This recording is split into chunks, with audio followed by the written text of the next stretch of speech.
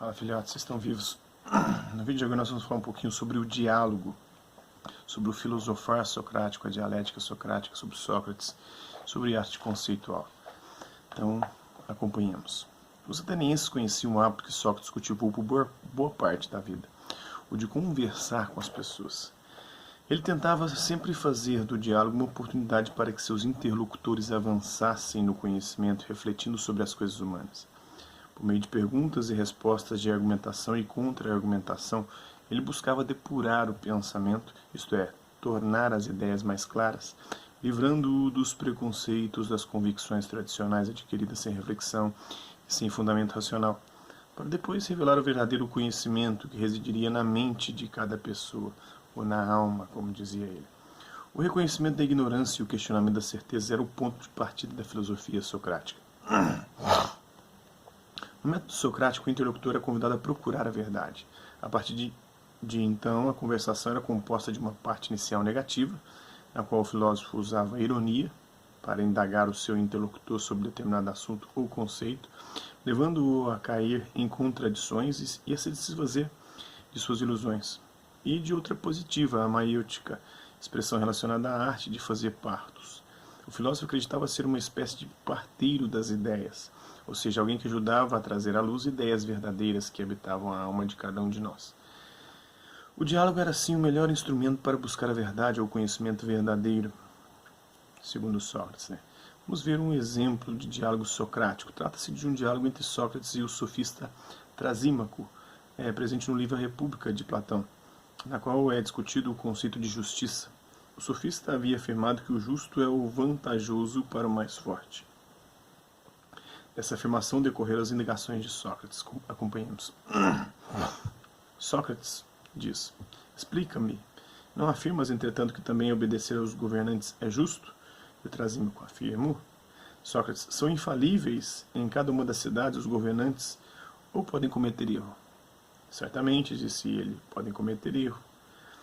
Então, quando se põem a fazer leis, umas as fazem de modo correto, outras de modo não correto. É o que penso, disse Trasímaco. Sócrates então disse: fazê-las de modo correto é estabelecer vantagens para si mesmo? E de modo não correto é estabelecer desvantagens? Ou é outra coisa que estás dizendo?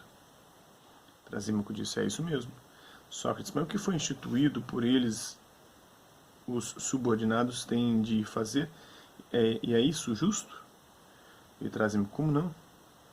O Sócrates: de acordo com o teu raciocínio, não só é justo fazer o que é vantajoso para o mais forte, mas também o contrário, o não vantajoso. O Trasímaco: o que está falando? Ou o que estás falando, disse.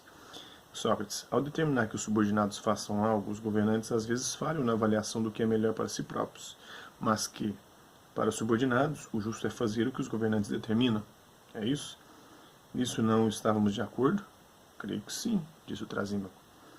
É justo fazer o que é desvantajoso para os governantes e para os mais fortes, quando os governantes, sem querer, ordenam para si mesmos o que é mau, e para os subordinados afirmas é justo cumprir as ordens que lhes foram dadas. Nesse caso, ó sábio Trasímaco, não é inevitável a conclusão de que justo é fazer o contrário do que dizes?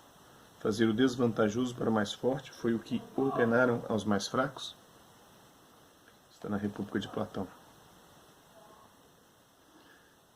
Então, a justiça, escultura de Alfredo Sechat, do Supremo Tribunal Federal, em Brasília. Para Sócrates, não era possível conhecer a justiça pelos exemplos de homens ou de ações justas, mas por meio da definição conceitual.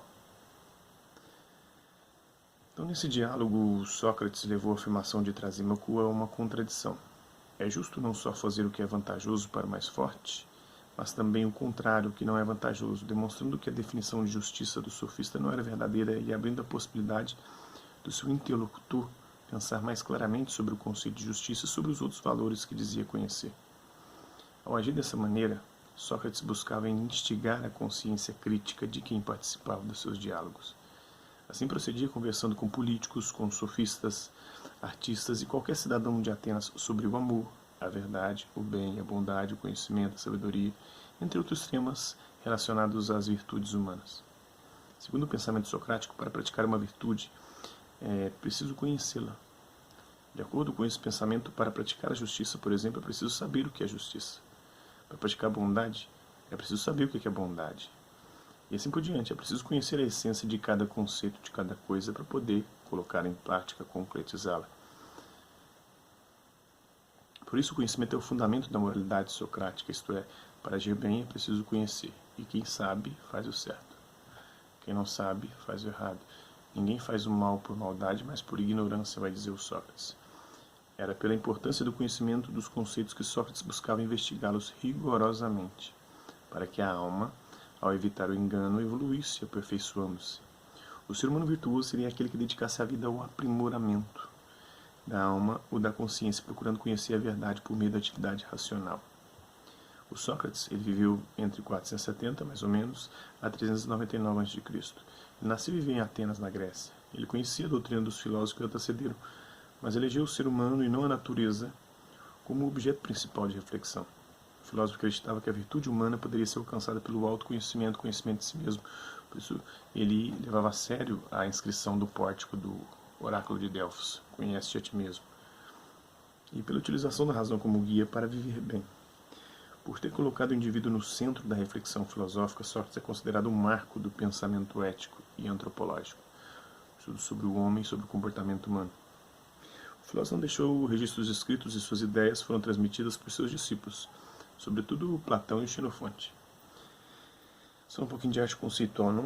Na obra Uma e Três Cadeiras, de Joseph Kosuth, é possível fazer analogias entre o rigor conceitual socrático e o movimento artístico conhecido como arte conceitual, que teve início na década de 60, questionando a natureza da arte. O conceito era mais importante do que a produção artística. Na obra de Kosuth, um exemplo de arte conceitual, são mostradas três expressões de uma cadeira. Uma cadeira dobrável, a fotografia de uma cadeira, da cadeira, dobrável, e a definição de um dicionário em língua inglesa da palavra cadeira, chair. Ao demonstrar que uma cadeira pode ter diversas formas e várias representações, o artista estimula o espectador a refletir sobre o conceito desse objeto. Uma e Três Cadeiras, essa obra do Joseph Kosuth. Espero que vocês tenham gostado do vídeo. Quem curtiu, dá um like. Quem não curtiu, dá um dislike. Quem se interessar pelo conteúdo do canal, é só se inscrever, ativar o sininho e mandar os próximos vídeos e as próximas notificações.